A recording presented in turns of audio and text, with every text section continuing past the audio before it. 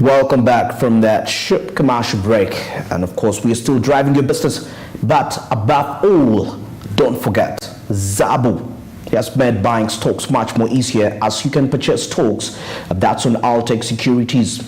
Just dial *292# and you will be in position to get all the action regarding investing. No hassle. And of course, it's being made available to anyone at whatever part of the country you're located. You can actually buy stocks at whatever place you are. Government bonds at all levels. It could be a monthly, yearly. You can purchase all that. That's on Zabu. And also you'll be in position to buy the securities at stocks. Remember, the markets open at 8. That's 8 a.m. in the morning till 3:15 p.m. That's in the evening. And now, as I speak, it's just 15 minutes for the markets to start opening, and you start buying stocks and securities, and you make much more money. No hassle. You can do something new for yourself at this particular time. This is the future as a trader out there, of course.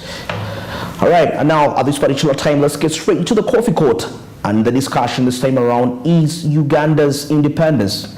And this time around is the Private Sector Foundation assessing the economy and most especially the operations of the private sector since independence. How is it performing? How is it benefiting? How has it impacted the economy, the gross domestic product of the country, and what are the challenges and the prospects within the private sector since independence?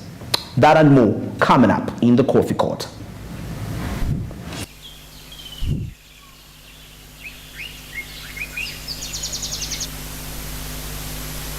"60 years of independence."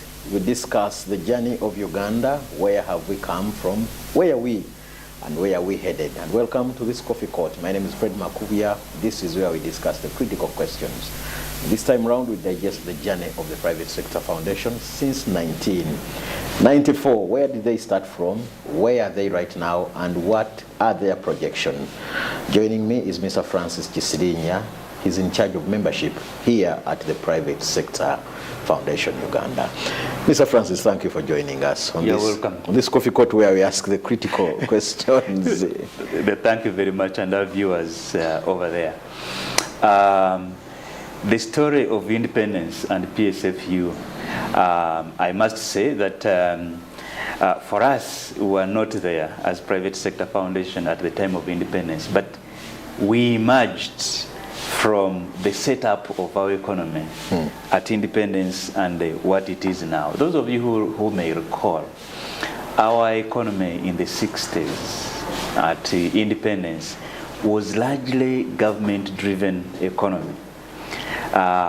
Most government used to do business a lot. You would hear so many companies that are government-owned, so many companies that the government had made an investment. Okay. And this is government that was doing business.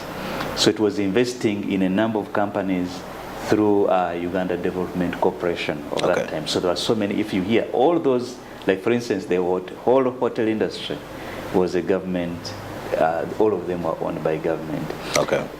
So many companies in manufacturing, government had shares there and controlled them. Now, what happened, this kind of economy took us to some level. And of course, it developed us as a country for the time was, as you know. Okay. But as you know, in 1990, the government decided now to make reforms in the economy, and it came up with the liberalization policy, where whoever was able to trade, whether government, whether the private sector, could actually trade freely. No advantages that because I'm a government company, I'm going to have very special treatment in the market. Now, so government proclaimed that liberalization policy, and it made the private sector the engine of the economy. Okay. Now, what that meant is that government had to really get itself out of business. That is when now you now had the privatization policy taking shape, and it was implemented for the purpose of ensuring that Now that the policy has changed, you now have a private sector-led economy. Therefore, people who should be doing businesses should be private sector controlled. So you are not government? And owned. No, we are not government. Okay. So now because of that, there emerged a gap. Because now you used all businesses and companies, most of them were government. Now you've changed these. Now they are private sector. Okay. Led.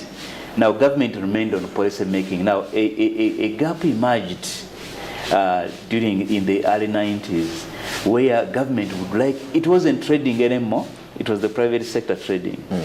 Government was doing policy, and the businesses operate according to the policies that are being provided. Now there was a gap, so nobody would engage with the government directly on issues that affect the private sector. If I'm an individual company and I have an issue, I'll go to government and say I have this kind of problem. But nobody knows whether that problem is for you alone or it is for the entire private sector. So that gap emerged, and there was a need now to create an organization which would represent all the private sector, bring them together, understand what the issues are about, research about them, engage and create what we call policy positions that are owned by the entire private sector, and then move to government and say, as far as the private sector is concerned, on this law, this is how we would like it to be changed. And if you change it like this, it will help us. So private sector was formed in 1995 because of that. So it is not a government agency, it is a private sector institution. So how were you able to do business with all the gap between the private sector and government then? Now, before independence, and immediately after independence, before 1990, when the policies changed to liberalization, as I mentioned, government used to trade, used to do policy. It was one and the same thing. So government would decide what would be good for itself. That's why you would hear they were setting prices for the goods that they were selling. The reason is that they had both powers. They had powers to set policies or to set laws, but they also were trading. So now today in a liberal policy, you don't, as private sector, you don't have power to set a policy for a national policy or a national price for anything. No, you can only set a price for your own good, your own product. And another one sets for their own product like that. But you cannot have one price because the powers are different. So in terms of GDP, tax matters related to taxes, how were the things happening then? I'm talking about then. Still we had the GDP. Those of you who remember, I think by independence, our GDP was anywhere below $1 billion US. By 1986, this had moved up to about $5 billion, you know. So we had industry here. We had our economy was mainly, our GDP was mainly driven by three things, if you remember. There was the 3 C's, what we call 3 C's, which is copper, coffee, cotton. This is what the economy was running on, really.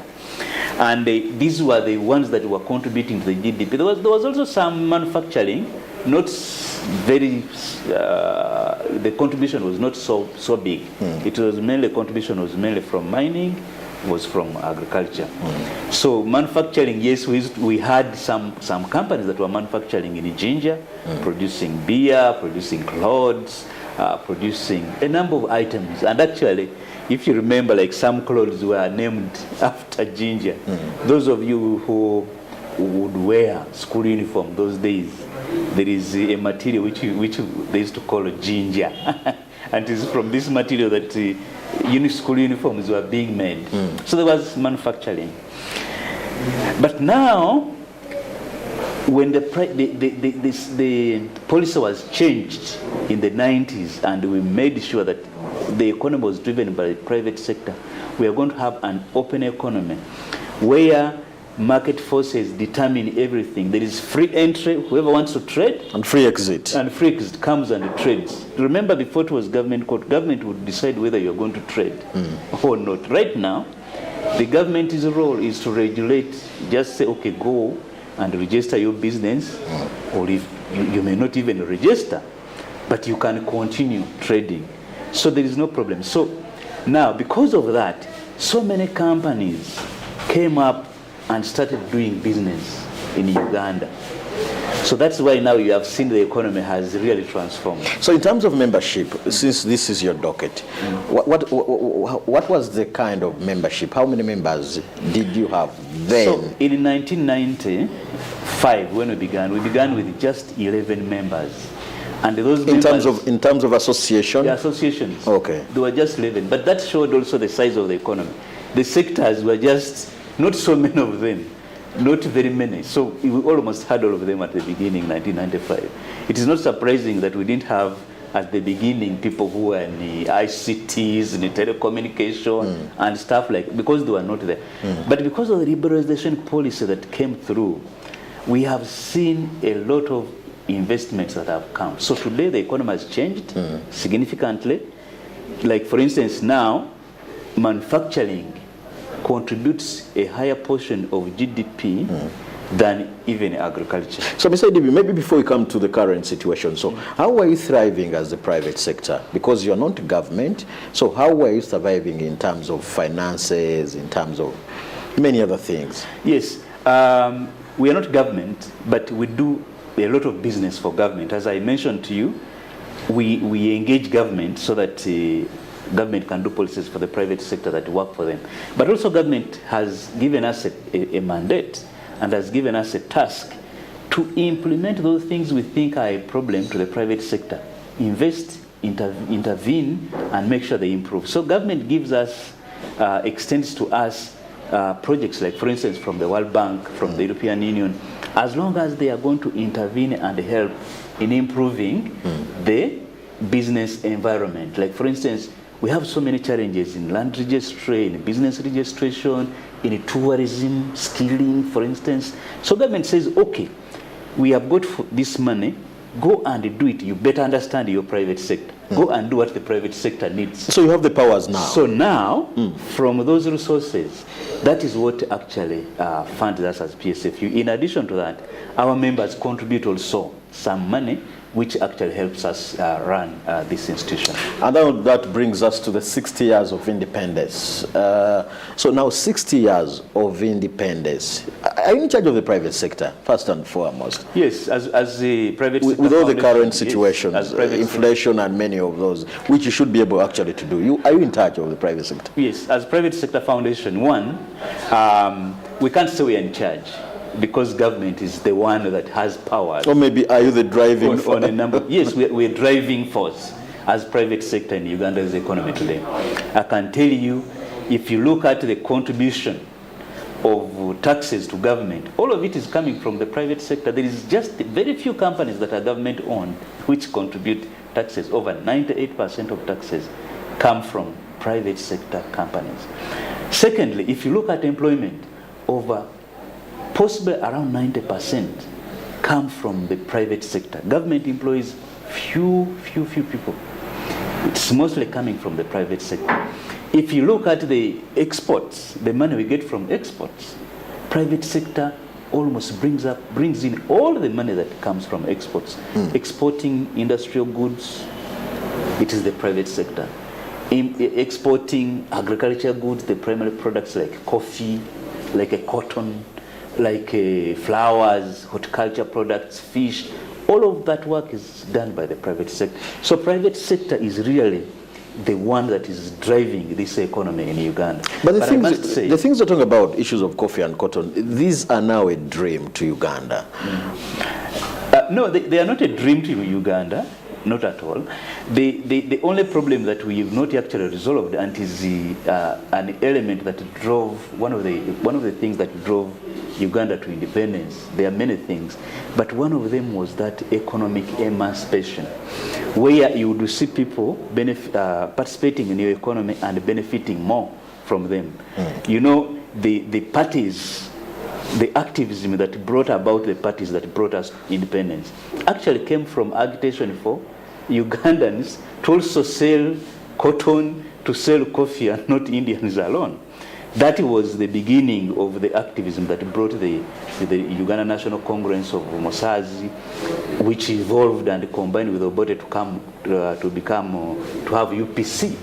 You know, this came from that. So even today, what we have not yet achieved, and it is work in progress, is that economic emancipation, because we are getting not only the value that we should get from our agriculture products and minerals. So 60 years of independence, inflation is high. Bank of Uganda is doing its best by increasing the CBR. Prices are going high. You basically know what is happening in the country. It continues to underline the message that I've just delivered, and the common person feels like, am I really independent? And that's the propelling reason why I ask whether you are in charge. If I'm really paying so much for the goods and services. Yes, the fact that we are paying so much for the goods and services doesn't mean that we are not independent. No, sure. We are independent, but the challenge, as I mentioned, is how to manage and drive our economy so that it benefits all of us. Then what is independence? In this context, in the context of the subject? Now, in the context of a common person, independence, to me, I would believe, is the ability for you to self-determine. How do I self-determine? Because I have the money, I can determine where my child goes to school. I can determine where I can go for health services. I can determine what kind of meal I can have. But because of minimum or modest economic means, you can see that a common person does not have all of that power to self-determine on that. Even on the government side, also self-determination is a bit compromised because we don't have all the resources we need to drive our agenda. So sometimes we have to ask donors to really work with us on certain things. And they come with some of their conditionalities, which conditionalities kind of like a hamper or undermine what somebody can call self-determination. Okay. So it is work in progress, and we definitely, as a country, have a long journey to go. But the game changer, the way to deal with this is to understand very clearly that how do we better optimize, how do we better use the resources we have to improve our economic well-being. And the game is in value addition and value retention. What do I mean by value addition and value retention? If you are, for instance, we produce a lot of coffee in this country. Now, we should struggle as much as possible as a country to see that coffee, if a kilo of coffee with all the products and sub-products that come out of it, perhaps can generate $30. That will be good for, it will be good for us as a country. For us to ensure that we climb this value chain, and of the $30, probably capture the majority of that money, maybe $20. There you are getting much of the value addition. Today, from the coffee we have, from the $30, we capture like less than $2. So, Mr. Idi, moving... So meaning that you cannot have economic emancipation if you are continuing like that. The second thing is that even when you create the value, make sure that you retain more of that value as a country. It means you must have more participation by citizens in these economic activities so that when the distribution of the value created is done, most of that value addition remains with us. I would think these are things you should be pushing as a private sector. Yes. That's my thinking. For us as a private sector, we've done this, and you know very well that in 2007, we began a program here called Proudly Ugandan. And we ran it as private sector foundation because we knew that you cannot capture more value and retain more value from what you do if you don't add value and if you don't actually buy the things that are made in here. So we used to have a lot of importation from abroad here. You make the money here the hard way, but then the goods you buy are goods that are manufactured elsewhere. So the biggest value goes away. So to retain this value, we said no. We'll produce these goods in Uganda, but also consume them as Uganda. So that's why we created the Proud Ugandan campaign in 2007. Okay. And a motivated government. Now it has turned into what they call Buy Uganda, Build Uganda. It is a government policy, which is now evolving into local content. Now, the local content law and policies that have been put together are definitely achieving those two things that I've talked about. 60. Increase value, share more of the value. When that happens, we will have a more emancipated, independent country. 6 years of independence. What is it that we must learn, relearn, and unlearn? From the economic side, one lesson that we have to learn very clearly is that we have to let the private sector operate unencumbered. Regulate, but don't control it. Don't set up prices for it. No. Let the market forces drive the economy here. Every time you try to change things as government, you distort, and then the economy gets into confusion. Okay. So that is a big lesson that we must learn. Now, in terms of going forward, what exactly should we? The other lesson that we must do, we must change, as I said, exporting primary products must change. We must ensure that we export value-added products. We must export manufactured products on which we've added value. That is something that we must do and move forward on that. We must be winding up, Mr. Yes. Francis Kisirinya. Yes. Your parting shots. Yeah, fellow Ugandans, I really want to congratulate you upon these 60 years. I think in Uganda, when you reach 60 and you've been employed, I think many companies or government will ask you to retire. But for a country, this is a prime age. It is a prime age. Therefore, at 60 years and going forward, we definitely must do a number of things differently. I've mentioned the things that we must protect as a country. Let us make sure that we never go back to instability. Security is a very important thing for the economy. The second thing on the economics, let us continue pursuing a private sector-led economy. The Private Sector Foundation in Uganda must continue to be there with the private sector institutions, companies doing their work without interference. The third thing that must happen, we must continue adding value to our products and seek out export markets. Because our market is small, it cannot actually drive and take up all the goods and services we are producing. Mr. Francis Kisirinya, thank you for speaking and sharing that wonderful backgrounded knowledge. You've heard of a quote that so many people celebrate in years and yet they've never had life in years. I hope as a country this will not be just a mere celebration, but it will be a fundamental celebration. That is it from the Private Sector Foundation. Mr. Francis Kisirinya is in charge of membership here at the Private Sector Foundation. This is the Coffee Court. My name is Fred Makubuya.